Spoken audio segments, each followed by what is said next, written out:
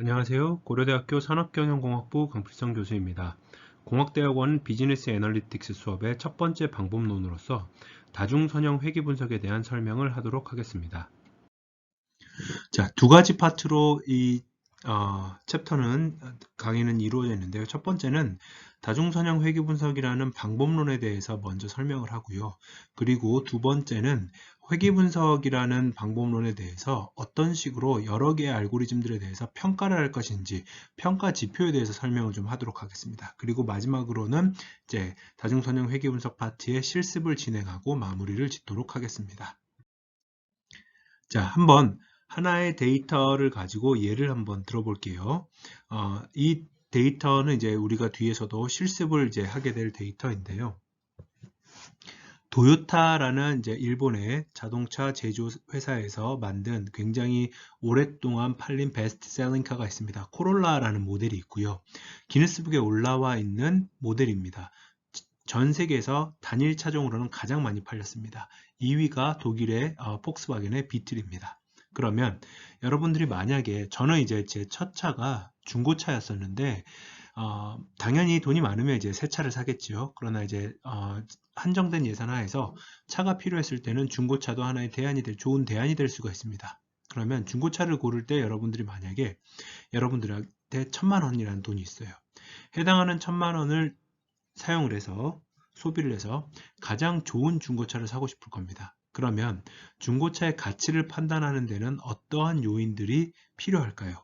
라고 생각을 해보면 여기에서 처음에 나와 있는 게 바로 얼마나 오래됐는가, 소위 말하는 연식이죠. 그런데 이거는 이제 age in month로 되어 있어서 출고된 지 몇 개월이나 지났느냐라는 정보들이고요. 누적 주행거리, 아무래도 많이 이제 주행거리가 길면 길수록 가격이 낮아지는 가능성이 있겠죠. 또는 이게 디젤 차량인지 또는 페트롤 차량인지 또는 뭐 가스 차량인지 이런 것들도 고려 요소가 될 것이고요. 컬러 같은 경우에 메탈릭 컬러냐 아니냐 또는 오토매틱 변속기를 가지고 있느냐 뭐 이런 것들이 있습니다. 이걸 통해서 우리가 예측하고자 하는 것은 최종적으로는 price라는 요 가격을 예측하고 싶은 거예요.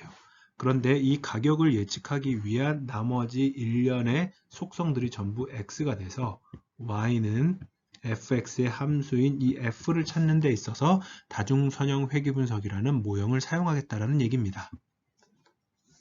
그래서 x를 이제 독립변수 또는 independent variable, 이 머신러닝이나 통계 쪽에서는 같은 용어를 표현하는 데 있어서 다양한 이제 어휘들, 용어들을 사용을 하게 되는데 독립변수 또는 attribute, 속성, feature 이런 것들이 다 같은 얘기입니다. 그리고 그 다음에 나타나는 게 이제 종속변수, dependent variable 또는 target이라고도 표현을 하지요. 이 두 가지는 같은 개념으로서 표현을 하게 됩니다. 자, 그래서 다중선형 회귀 분석의 목적을 한마디로 말하자면 정량적인 종속 변수인 y와 여러 가지의 설명 변수 x들 사이에 선형 관계식을 찾는 것, linear relationship을 찾는 게 바로 목적입니다. 다별량 분석이나 머신러닝 알고리즘들을 보면요, 이름 통계학도 마찬가지, 통계 알고리즘들도 마찬가지고요. 이름을 보면 거의 대부분을 알 수가 있습니다. 자, 첫 번째 여기서 보면 regression이라고 표현을 했죠. 이거는 뭐냐면 y가 실수값이라는 뜻입니다.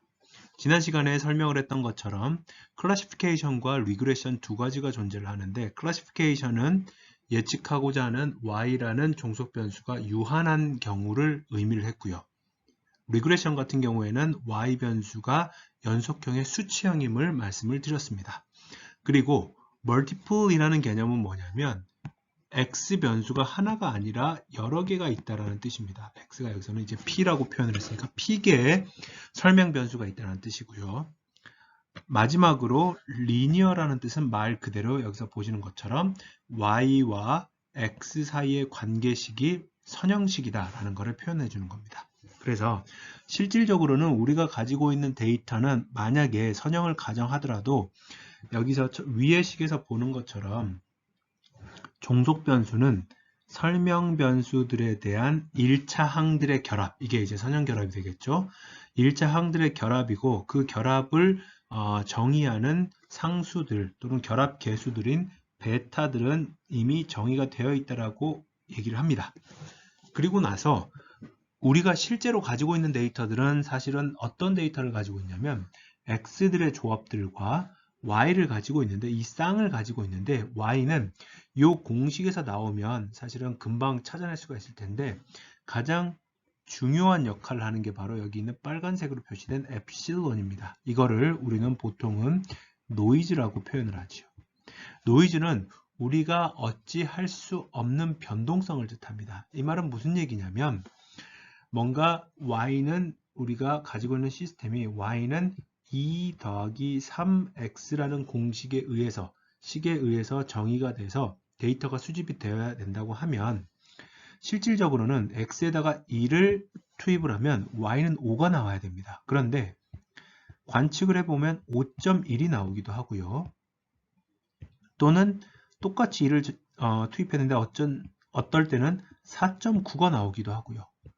2를 집어넣는데 그러면 원래는 8이 나와야 되는데 뭐 7.92 이렇게 수집이 되기도 합니다. 데이터가 측정이 되기도 합니다.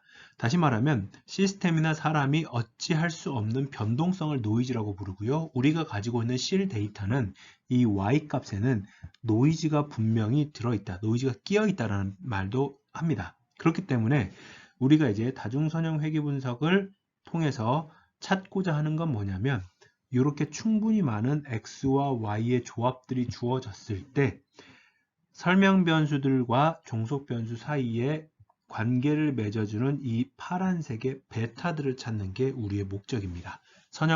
다중선형 회귀 분석의 회귀 계수를 찾는다라고 표현을 하기도 하지요. 그래서 이 회귀 계수들을 여기서 보시는 것처럼 coefficient라고 표현을 하고요. 이 빨간색은 unexplained, 설명되지 않는 랜덤한 변동성, 무작위의 변동성의 역할이라고 보시면 될 것 같습니다. 자, 그래서 다중선형 회귀 분석은 크게 보면은 두 가지 형태로 활용이 많이 됩니다. 첫 번째, explanatory regression이라고 하는 것은 설명적 회귀 분석의 목적이고요.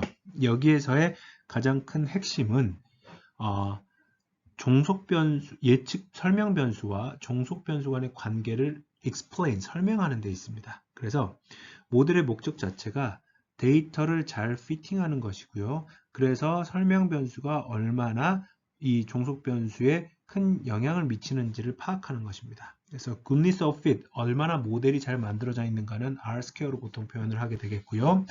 여기서 우리가 대상으로 분석 대상으로 하는 건 이 베타들입니다. 베타가 얼마나 적합하게 추정이 되었는가, 그리고 해당하는 베타에 연동된 설명 변수들은 얼마나 영향력을 가지고 있는가, 이런 것들을 이제 분석하는 반면에 머신러닝 쪽에서의 predictive regression 같은 경우에는 과거 데이터로부터 회귀 모형을 만든 후에 미래에 y값을 모르고 x값만이 주어졌을 때 얼마나 잘 y값을 예측할 수 있을 것인가 라는 것을 주 목적으로 합니다. 그래서 여기 있는 모델 고를 보면, 목적을 보면 predictive accuracy를 최적화한다. 다시 말하면 주어진 데이터가 아닌 새로운 데이터에 대해서 예측력을 극대화하는 게 목적이다, 이렇게 생각을 하면 됩니다. 그래서 여기 보는 것처럼 y가 우리가 산출해야 되는 가장 큰 이제 목적 분석 대상이 되겠죠.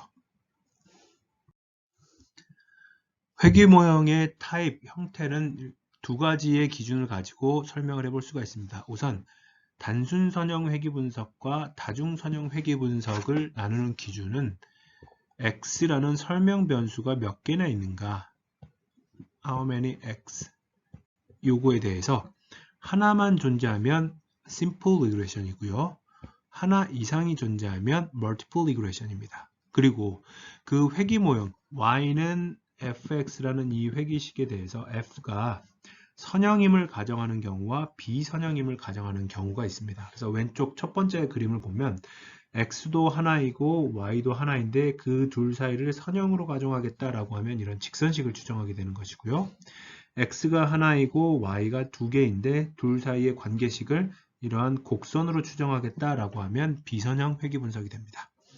이게 설명 변수가 x1, x2와 같이 여러 개로 구분이 되면 다중선형 회귀 분석, 우리가 지금 하고자 하는 파트가 이 파트가 되겠죠. 그리고 설명 변수와 종속 변수 사이의 관계식이 선형이 아님을 가정할 때는 이제 비선형 다중 회귀 분석 이렇게 표현을 할 수가 있겠습니다. 그래서 우리는 지금부터 하고자 하는 파트는 회귀 분석의 설명 변수는 여러 개이면서 둘 사이의 설명 변수와 종속 변수 사이의 관계식은 선형으로 과정을 하는 이 세 번째, 여기서 보면 왼쪽에서부터 세 번째 케이스가 되겠습니다. 자, 그러면 이제 선형 회귀 분석의 가장 기본적인 가정, 이거는 정답이라고 얘기하지 않았습니다. 데이터가 선형식으로부터 생성이 되는지 아닌지 사실은 잘 모르거든요. 그럼에도 불구하고 설명 변수, 인풋 변수와 종속 변수, 타겟 변수 간에는 항상 리니어 관계가 성립한다. 리니어하다는 얘기는 종속 변수는 설명 변수들의 1차 항의 결합으로 표현이 될 수가 있다. 그리고 이 1차 항의 결합에 대응하는 회귀 개수들 베타를 찾는 게 우리의 목적이다. 기하학적으로 봤을 때 아까 봤던 것처럼 설명 변수가 하나일 때는 이 회귀식은 직선식을 갖게 되고요. 설명 변수가 두 개일 때 회귀식은 평면처럼 보입니다. 그러면 이제 4차원 이상은 머릿속에 그릴 수는 없지만 일반화를 해보면 설명 변수가 3개 이상일 때 회귀식의 형태는 초평면, 하이퍼플레인을 갖는다라고 얘기를 할 수가 있습니다. 자, 그렇다면 이번에는 이 하나의 굉장히 단순하지만 역사가 깊은 예제를 가지고 설명을 하도록 하겠습니다. 여기에 있는 이 데이터셋은 처음 회귀 분석이 적용된 실제 데이터셋 중에 하나이고요. 많은 사람들이 알다시피 인지하다시피 키는 상당히 유전적인 요소가 강합니다. 그래서 아버지의 키를 X로 표현을 하고 아들의 키를 성인이 되었을 때 아들의 키를 Y로 표현한 다음에 둘 사이에 어떠한 관계식이 있는지를 한번 찾아보도록 하겠습니다. 완벽하진 않아도 제가 지금 드리는 얘기에는 모두들 여러분들이 동의를 할 겁니다. 뭐냐면 아버지의 키가 클수록 아들의 키도 함께 커지는 것 같다라는 부분에 대해서는 동의를 하시죠. 자, 그러면 만약에 둘 사이의 관계식을 직선으로 정의를 한다면 그 직선식은 어떤 직선식이 가장 적절한 직선식이 될 것인가 라는 질문에 한번 답을 찾아보도록 하겠습니다. 지금부터 몇 가지 대안을 보여드릴 텐데 각자 머릿속으로 어떤 식이 가장 최적의 직선인지를 한번 판단을 해주세요. 여기서 보시는 파란색과 빨간색과 초록색과 빨간색 선이 있습니다. 자, 그럼 질문은 뭐냐면 자, 여기에서 보이는 요 파란색 직선이 1번이고요. 초록색, 연두색 직선이 2번이라고 할 때 주어진 검정색 점들, 다시 말하면 아버지와 이 점 하나하나가 한 쌍의 부자가 되겠죠. 아버지의 키, 여기 같은 경우에 이 상황일 때는 아버지의 키가 대략 60, 7 정도 됐을 것이고 아들의 키는 한 71, 2 정도 됐을 것입니다.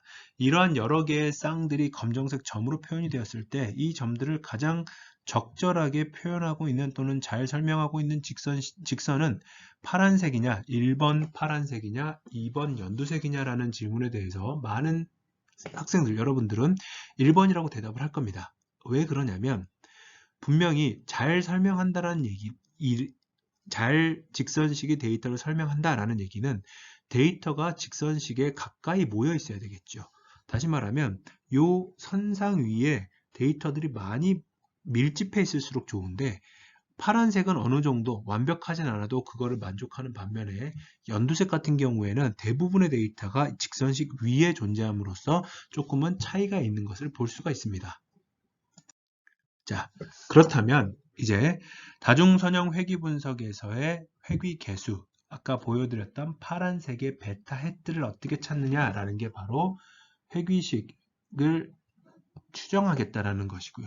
대표적인 방법론이 OLS, Ordinary Least Square, 최소 자승법이라고 불리는 게 있습니다. 이건 뭐냐면 실제 타겟 값과 회귀식에 의해서 추정된 값 사이에 이 스퀘어 디퍼런스를 최소화하겠다라는 뜻입니다. 이게 무슨 얘기냐면 한번 볼게요. 왼쪽 그림 예시로 먼저 보겠습니다. 왼쪽 그림의 예시는 X축과 Y축에 대해서 여기에 있는 이 빨간색 점들이 실제 관측치고요.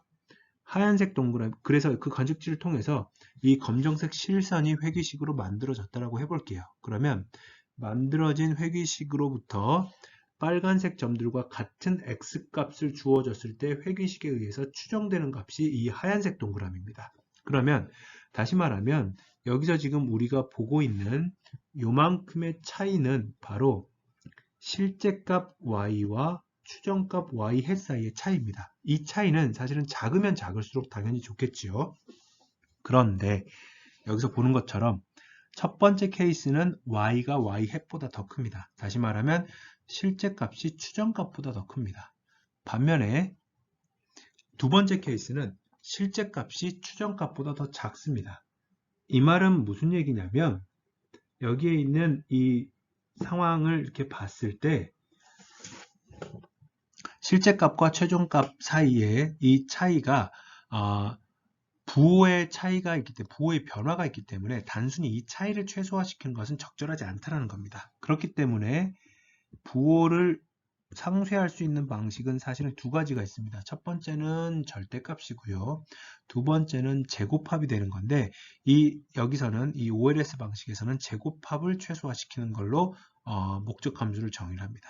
제곱합을 최소화시킨다라는 것은 오른쪽 예시로 다시 한번 살펴보면 여기에 있는 실제 값과 회귀식에 의해서 추정된 값 사이로 만들어지는 이 정사각형의 넓이의 합을 최소화시키는 것과 같은 얘기입니다. 자, 그래서 다시 한번 이거를 식으로 한번 표현을 해보겠습니다. Actual target y는 이렇게 표현이 되고요. 여기서 우리가 추정하는 y hat은 주어진 x들을 가지고 파란색의 베타 hat를 이용을 해서 추정을 하게 됩니다.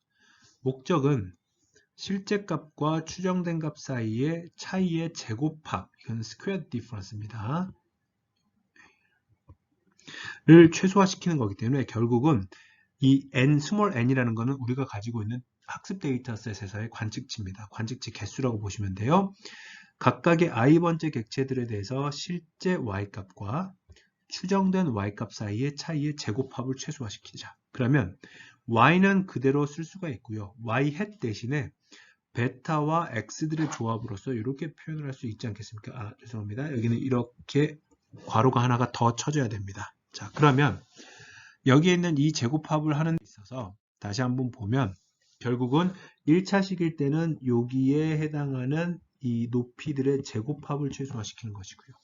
설명 변수가 두 개일 때도 역시 마찬가지로 이 하이퍼플레인과의 차이점을 최소화시키는 게 목적입니다. 이거를 이제 나중에는 다별량 데이터 분석 그리고 머신러닝 관점에서는 매트릭스로 표현하는 노테이션을 잘 이해할 필요가 있습니다. 그게 훨씬 더 편리하거든요. 그래서 이렇게 한번 살펴볼게요. 이제 우리가 가지고 있는 앞에 도요타 코롤라의 관점으로 코롤라 자동차 데이터셋이라고 했을 때 이렇게 한번 살펴보겠습니다.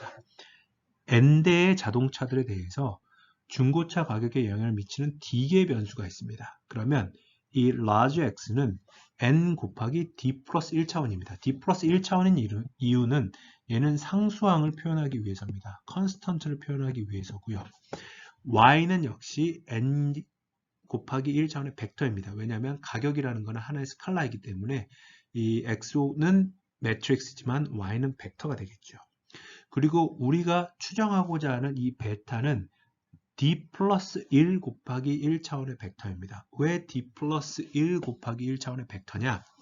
D개의 설명 변수와 상수항 베타 제로가 있기 때문이죠. 그러면 이제 이 아래쪽을 보시면 우리가 가지고 있는 데이터셋은 N개의 자동차들에 대해서 D 플러스 1개의 설명 변수. 근데 여기에서 숫자가 전부 1로 표현이 되어 있는 것은 베타 제로 햇은 결국은 1 곱하기 베타 제로 햇과 마찬가지이기 때문에 이 1이라는 숫자를 표현을 해준 겁니다. 나머지는 x1부터 xd까지의 설명 변수고요.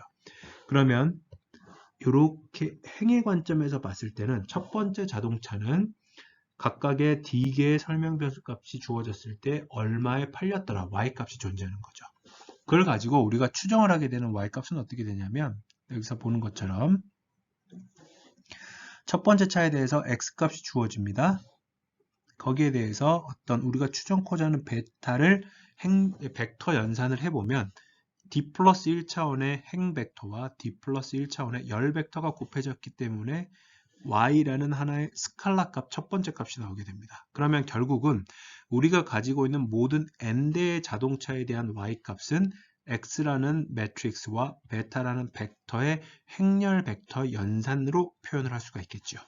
이러한 노테이션에 익숙해지면 나중에 이제 머신러닝 또는 이제 딥러닝 관련된 수식들을 이해하는 데 훨씬 더 크게 도움이 될 것입니다. 자, 그래서 앞에 수식을 이제 바꿔보면요. 결국은 노테이션으로 바꿔보면 시그마가 없어진 대신에 벡터 연산으로 바뀌었죠. y는 d 곱하기 1차원이고요.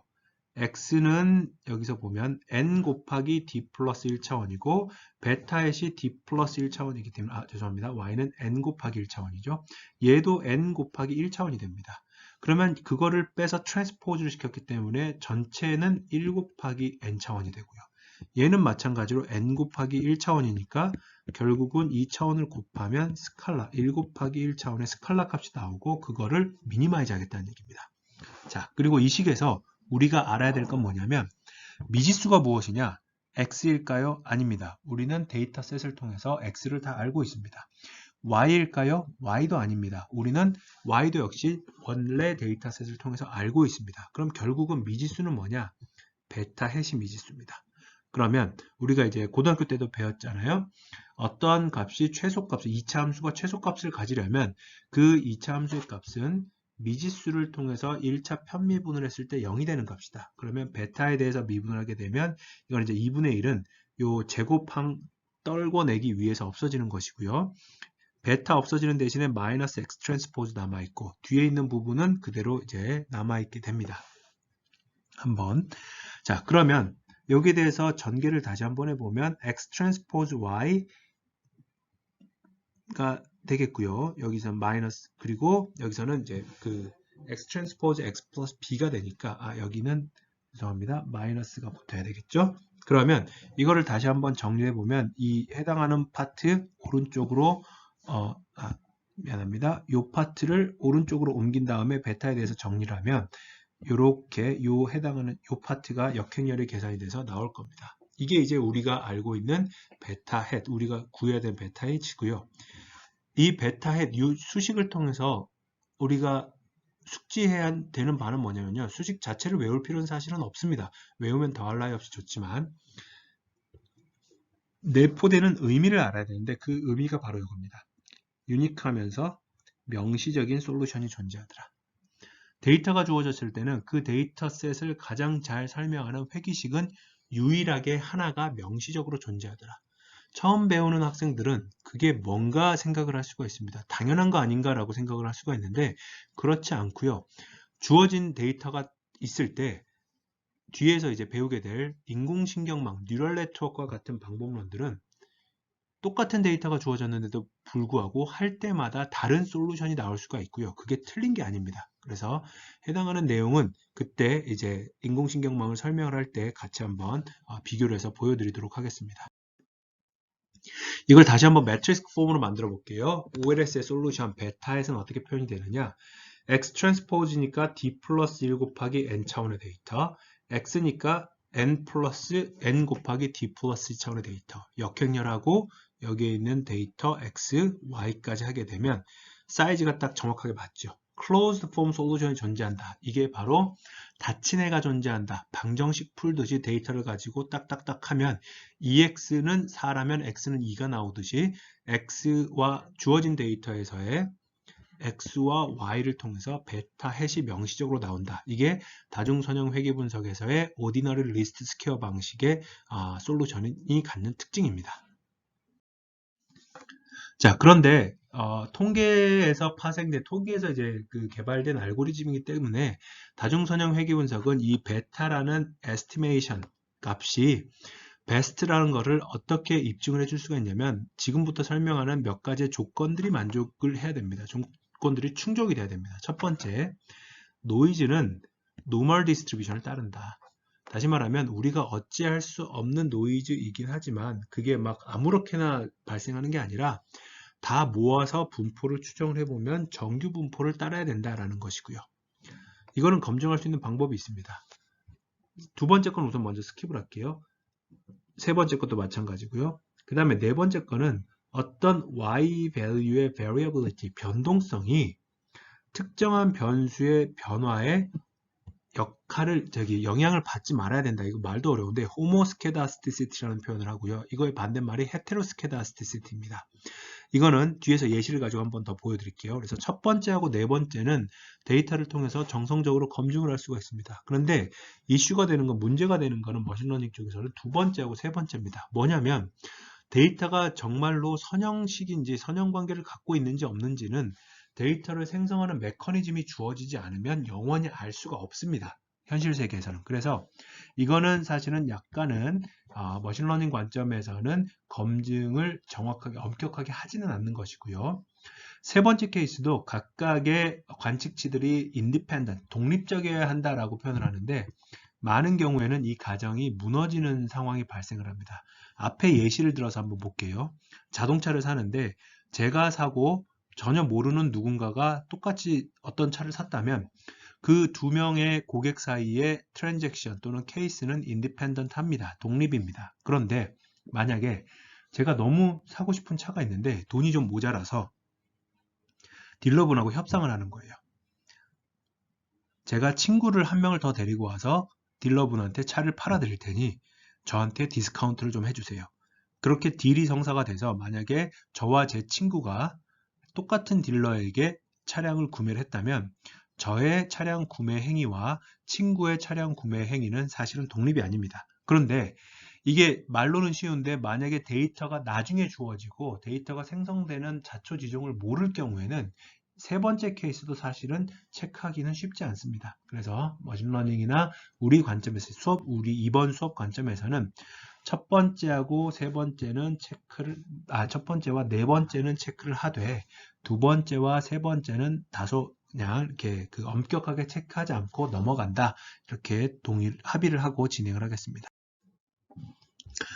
첫 번째 케이스에 대해서 한번 보여드릴게요. 이게 이제 y는 우리가 일부러 데이터를 만들기 위해서 y는 ex 플러스 엡실론이라고 하는 식을 만들었습니다. 엡실론 같은 경우에는 정규 분포가 아닌 감마 분포. 감마 분포가 무엇인지는 아마 수리통계학 수업에서 배웠을 텐데 이게 중요한 건 아니니까 정규 분포가 아니라는 것만 같이 알고 진행을 하겠습니다. 그러면 빨간색 점들이 이렇게 데이터가 만들어져요. 이걸 가지고 둘 사이에 회귀식을 만들면 검정색 회귀식이 만들어지고요. 그럴듯해 보입니다. 그런데 이걸 가져다가 잔차라고 하죠. 여기에 있는 지금 제가 이렇게 선을 그어 놓은 실제 값과 추정된 값 사이들의 이 차이들을 전부 모아다가 잔차도를 그리는데 잔차도에 QQ 플롯이라는 걸 그릴 수가 있습니다. 이건 뭐냐면 정규 분포를 가정했을 때의 순위들을 X축으로 놓고요. 실제 데이터가 가지고 있는 값들을 Y축으로 놓고 그려보면 여기에 있는 이 빨간색 선에 데이터들이 이렇게 다닥다닥 붙어 있어야지만이 정규성 검증을 통과를 하게 되는데 여기서 지금 숫자 좀 적은데 마이너스 1입니다. 여기는 한 이 정도 되고요. 마이너스 1 미만으로 왔을 때 이렇게 훅 이쪽에 해당하는 파트가 이렇게 이탈한 걸 볼 수가 있겠습니다. 여러분들 이제 통계에서 정규분포에서 95% 신뢰도라고 하면 플러스 마이너스 1.96 이렇게 기계적으로 외우잖아요. 모든 데이터가 완벽하게 100% 선형 관계를 맺을 수는 없지만 가질 수는 없지만 요 QQ 플롯 잔차에 대한 QQ 플롯을 그렸을 때 최소한 마이너스 2 근방에서 이렇게 삐져나오면 어느 정도 수긍을 할 수가 있지만 이렇게 일찍 삐져나오게 되면 이거는 잔차가 정규성을 확보할 수 없다. 잔차에 대한 정규성을 담보할 수 없다. 이렇게 결론을 내릴 수가 있다는 뜻입니다. 그러면 사용한 추정된 회귀식을 사용하기도 어렵겠죠. 네 번째, homoscedasticity라는 게 어떤 의미냐면 여기서 보실게요. x축은 y hat 추정값입니다. 그 추정값에 대해서 y축은 y-y hat 이 둘 사이의 차이, 잔차라고 봤을 때 우리가 원하는 결과물은 네 번째 그림처럼 나와야 된다는 얘기입니다. 잔차가 있을 수는 있으되 y 값의 범위에 따라서 잔차의 변동성이 첫 번째 그림처럼 뭔가 증가하거나 또는 변동성 자체가 커지거나 또는 어떤 패턴을 갖고 있거나 전부 안 된다는 뜻입니다. 네 번째 케이스처럼 랜덤하게 y 값의 분포나 크기에 따라서 잔차가 크기가 영향을 받지 않았을 때 우리는 호모스케다스티시티가 성립했다라고 표현을 하고요. 이것도 역시 잔차도를 통해서 금방 정성적으로 확인할 수 있는 부분입니다. 자, 여기까지가 이제 회귀 개수를 추정하는 것에 대해서 설명을 했고요. 추정된 회귀 개수가 얼마나 적합한지 또는 회귀 모델이 얼마나 주어진 데이터를 잘 설명하는지를 측정하는 지표가 goodness of fit입니다. 자, 그러면 이거는 이제 그 sum of square decomposition이라는 거를 이제 수행을 할 수가 있는데요. 이건 뭐냐면 여기서 보면 왼쪽의 그림이 SST라고 불리는 각각의 객체와 y값 기준입니다. 해당하는 y값의 평균 사이의 차이를 해서 제곱합을 한 겁니다. 우리가 알고 있는 분산의 식에서 n분의 1만 빠진 것이죠. 그러면 전체 평균 대비로 y값들이 얼마나 멀리 떨어져 있는지가 sum of squared total입니다. 또는 TSS, total sum of squared라고도 표현을 합니다. SST 또는 TSS 같은 얘기입니다. 그러면 거기에 대해서 SSR은 뭐냐면요. 회귀식에 의해서 추정된 값에서 여기에 있는 y의 실제 평균과의 차이입니다. 제가 여기서 오른쪽 그림에서 보면 이 빨간색과 이 평균과의 차이가 되겠죠.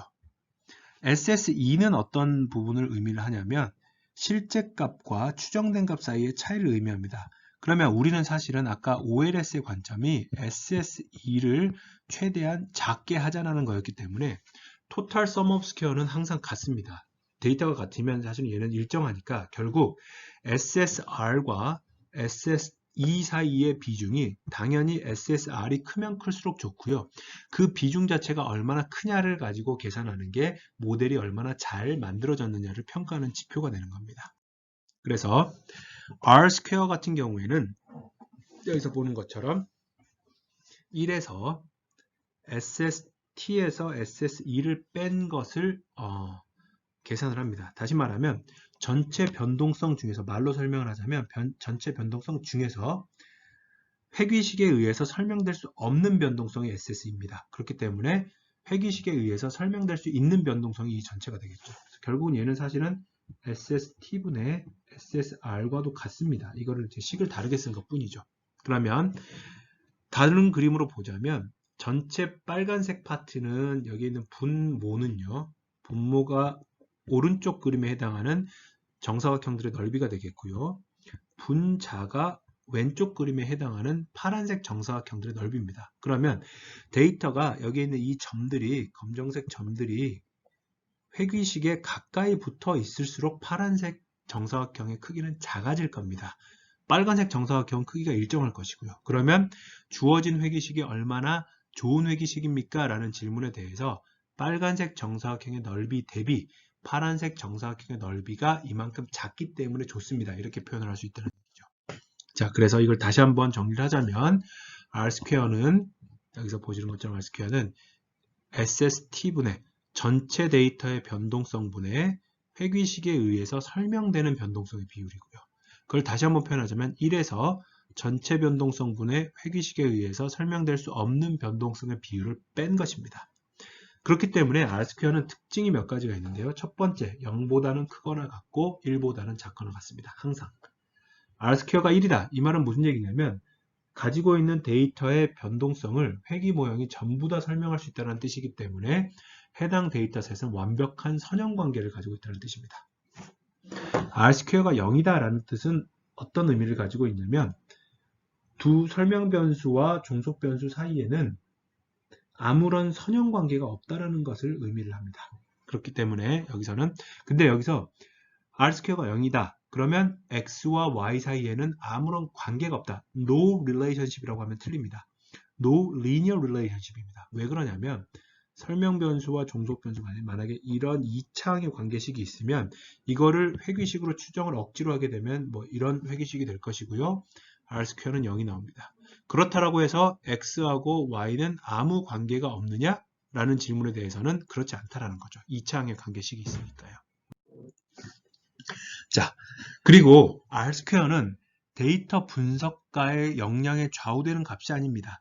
데이터 자체가 가지고 있는 속성에 바로 좌우되는 값입니다. 그 말이 무슨 얘기냐면요. 왼쪽 그림과 같은 점들을 데이터를 주고요. 오른쪽 그림과 같은 데이터를 준 다음에 회귀식을 찾으라고 하면 제가 하던 여러분들이 하던 왼쪽 그림은 여기서 보는 이 회귀식을 찾을 것이고요. 오른쪽 그림은 이 회귀식이 그나마 최적일 겁니다. 둘 회귀식에 대해서 R2를 계산을 해보면 왼쪽은 0.81이 나오고요. 오른쪽은 0.24가 나옵니다. 그러면 R2가 높게 나왔다라고 했을 때 내가 분석을 잘했다라는 결론은 틀렸다라는 거죠. 왜냐하면 누가 하든지 간에 똑같이 나오기 때문에. 그러면 더 적합한 설명은 R2가 높게 나왔다. 이 말은 데이터셋이 X와 Y, 설명 변수와 종속 변수 간에 강한 선형 관계를 가지고 있구나. 이렇게 결론을 내려야 된다는 뜻입니다. 자, 그런데 R2가 가지고 있는 가장 큰 단점 중에 하나가 뭐냐면요. 이 R2는 이렇게 보면 변수 수가 커질수록 R2가 단조 증가를 합니다. 이 말은 무슨 얘기냐면 변수의 개수가 만약에 어떤 변수가 정말로 필요 없는 변수일지라도 단순 R2는 그냥 변수만 계속적으로 추가를 시키면 R2가 커져요. 이 얘기가 그 얘기입니다. R2가 monotonically increase 한다라는 게 바로 그 얘기거든요. 그렇기 때문에 마치 변수를 쓸데없는 거를 집어넣었는데도 불구하고 분석이 잘 된 것처럼 오해를 살 수가 있습니다. 그래서 반드시 여러분들께서는 우리가 실습에서 하겠지만 그러니까 고려해야 될 사항은 이 모델이 잘 만들어졌는지 아닌지에 대해서 판단을 할 때 기준으로 삼아야 되는 것은 adjusted R-square, 수정 R 제곱합입니다. 여기서 보면 P가 바로 변수의 수입니다. NX가 되겠죠. 그래서 변수가 커지면 여기서 한번 하나씩 살펴볼게요. P가 커지면 여기에 해당하는 분모값이 작아집니다. 분모값이 작아지기 때문에 이 앞에 전체 값은 커집니다. 이거를 마이너스를 붙였기 때문에 R2는 결국은 작아지게 되겠죠. 다시 말하면 변수를 하나 더 증가시킴으로 인해서 얻을 수 있는 이득이 확실할 때만 R2가 커진다는 뜻입니다. 자, 그래서 모델이 선형 회귀 분석이 잘 만들어졌는지를 한번 이제 보기 위해서는 R-square, adjusted R-square를 보고요. 두 가지를 이제 봅니다. 각각의 독립 변수가 그 residual 자체가 정규 분포를 따르는지, 제로민과 컨스턴트 베리언스를 따르는지를 한번 체크를 하는 것이 이 절차입니다. 예시를 한번 볼게요. 아까 보여줬던 예시입니다. 여기 있는 부분이 y값이 바로 종속 변수가 되겠고요. 여기에 있는 x가 바로 설명 변수가 됩니다. 근데 여기서 보면 뭔가 좀 특이한 변수가 하나가 있습니다. 그게 바로 뭐냐? field type입니다. 자, 전통적인 통계학에서 이제 파생된, 개발된 알고리즘들은 설명 변수나 종속 변수가 반드시 숫자형이어야 됩니다. 그런데 지금 이 데이터셋의 fuel type은 형태 자체가 그 형태 자체가 카테고리 변수, 명목형 변수입니다. field type이 디젤일 수도 있고 페트롤일 수도 있고 여기 예시에서는 안 나와 있지만 CNG라는 가스일 수도 있습니다. 그렇기 때문에 이거를 적절하게 변환을 해줘야 되고요. 가장 대표적인 방법론이 더미 변수를 만들어서 one-of-C 코딩 또는 one-hot 코딩이라고 표현을 하는데 fuel type 디젤이라는 변수를 만들고요. fuel type petrol이라는 변수를 만들고 fuel type CNG라는 변수를 만들어서 원래 변수가 디젤일 때는 1, 0, 0 원래 변수가 페트롤일 때는 0, 1, 0 원래 변수가 CNG일 때는 0, 0, 1 이렇게 보여주면 제공을 하게 되면 이 명목형의 변수를 연속형의 숫자형 변수로 인식을 시킬 수가 있습니다. 단 여기서 이제 우리가 이렇게 하는 이유 중에 하나가 뭐냐면요. 명목형 변수가 가지고 있는 특징은 두 서로 다른 값은 다를 뿐이지 다름의 차이는 없다. 굉장히 철학적으로 보이는데 무슨 얘기냐면 디젤과 페트롤의 차이나 페트롤과 CNG의 차이나 CNG와 디젤의 차이는 다 같아야 된다는 겁니다. 둘 사이가 다를 이유가 없다는 거죠. 그러니까 단순하게 디젤을 1로 놓고 페트롤을 2로 놓고 CNG를 3으로 놓는 변수화 방법은 적절하지 않다는 뜻입니다. 왜냐? 디젤과 페트롤 사이는 이 경우에는 1이 되고요. 페트롤과 CNG는 1이 되는데 CNG와 디젤은 2가 돼서 이 관계식이 맞지 않게 되겠죠.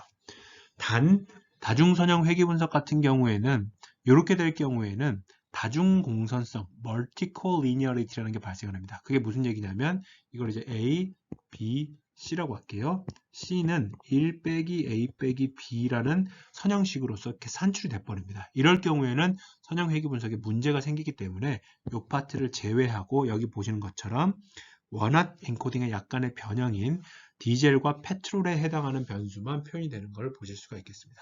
그러면 1, 0이면 디젤이고 0, 1이면 페트롤이고 0, 0이면 CNG가 되겠죠. 이렇게 해서 이제 회귀 모형을 만들었습니다. 그러면 만든 회귀 모형 자체가 이렇게 두 가지의 우리가 눈여겨봐야 되는 파트가 존재하는데요. 첫 번째, 여기에 있는 이 파트가 베타 회귀 계수입니다. 다시 말하면 age라는 출고 후에 몇 개월이 지났느냐는 코에피션트가 마이너스 123입니다. 이거 이제 유럽 데이터셋이기 때문에 프라이스의 기준값이 유로거든요. 그 도량형의 그 금액 단위가. 그리고 빨간색에 해당하는 부분이 유의 확률, significant probability입니다. 이거는 여러분들 이제 수리 통계에서 또는 응용 통계에서 배우셨을 텐데 null hypothesis는 베타 i는 0이다라는 것이고요. alternative hypothesis는 베타 i hat은 0이 아니다라는 것에 대한 p-value입니다. 그렇기 때문에 p-value가 0에 가까울수록 베타 i는 0이 아니다. 다시 말하면 해당하는 변수는 중고차 가격을 예측하는데 매우 중요한 영향을 미친다라고 해석을 할 수가 있겠고요. 이 p-value가 1에 가까울수록 해당하는 변수는 사실은 통계적으로는 유의미하지 않을 수도 있다라는 의미를 내포하고 있는 것입니다. 자, 그래서 다시 한번 이제 결과물을 같이 해석을 해보자면 회귀계수는 요 베타 밸류를 의미를 하고요. 얘는 명확하게 특징을 정의를 하자면 설명 변수가 1만큼 증가했을 때 종속 변수가 증가하는 단위입니다. 그러면 여기서 보실게요. age라는 변수가 회귀계수가 마이너스 124입니다. 이 말은 무슨 얘기냐면 한 달 더 탄 차량은 123유로만큼의 가격이 떨어진다는 얘기입니다. 나머지 조건이 다 같을 때. 킬로미터 같은 주행거리 같은 경우에는 여기서 보시면 마이너스 0.01이죠. 그러면 1km, 사실 주행거리 1km 더 탄 거는 크게 영향이 없으니까 더 타면 0.017유로만큼 가격이 하락한다. 이렇게 이제 해석을 할 수가 있겠죠. 그래서 이 부호만 가지고도 종속 변수와 설명 변수 사이의 상관관계를 알 수가 있습니다. 부호가 양수라고 하면 두 변수 사이는 양의 상관관계. 하나의 값이 커지면 다른 값도 이제 증가하고요. 여기서 보면 HP 같은 변수는 20이지 않습니까? 플러스 20이니까 마력이 높을수록 판매가가 중고차 가격이 높다. 이렇게 해석을 할 수가 있고요. 값이 네거티브이면 음수이면 설명 변수와 종속 변수 사이의 관계가 음수로 판단이 음의 상관관계가 있다라고 판단할 수가 있겠습니다. 월로 표현된 연식, 출고 이후의 시기, 그다음에 주행 거리 이런 것들이 전부 부정적인 네거티브 코릴레이션을 가지고 있는 변수입니다. 그런데 다시 한번 말씀을 드리면 이러한 설명이 유효하려면 무엇을 먼저 봐야 되느냐? 사실은 이 p-value를 먼저 봐야 됩니다. p-value가 0에 가까울수록 해당하는 변수는 모델링에 유의미한 변수이고 그렇기 때문에 모델링에 유의미하다는 얘기는 해당하는 변수가 변화할 때 이 코에피션트의 값이 실질적으로 의미가 있다는 것이죠. 그래서 여기서 보면 보통은 이제 그 0.05 알파 0.0으로 많이 쓰잖아요. age, 킬로미터, 그 다음에 p-value 기준으로 보면 fuel 타입이 페트롤인지 아닌지, 마력의 여부, 그리고 분기별 텍스, 세금, 그리고 공차 중량 이런 것들은 p-value가 0에 매우 가깝기 때문에 중고차 가격을 선정하는 데 있어서 또는 추정하는 데 있어서 중요한 역할을 하지만 우리가 알고 있는 여기서 나머지 fuel type 디젤, metallic color, 자동 변속기 여부, 배기량 여부, 문짝이 몇 개 있느냐 이런 것들은 유의미하지 않다라는 것을 이 p-value를 통해서 알 수가 있습니다. 그래서 해석은 사실은 p-value가 먼저이고요. 그 다음에 p-value가 충분히 작은 것들에 대해서 회귀 개수들에 대한 해석을 하는 것이 일반적입니다. 자, 여기까지가 다중선형 회귀 분석의 이론에 대해서 설명을 드렸고요. 다음 시간에는 회귀 모형의 성능을 평가하는 지표들에 대해서 설명을 하도록 하겠습니다.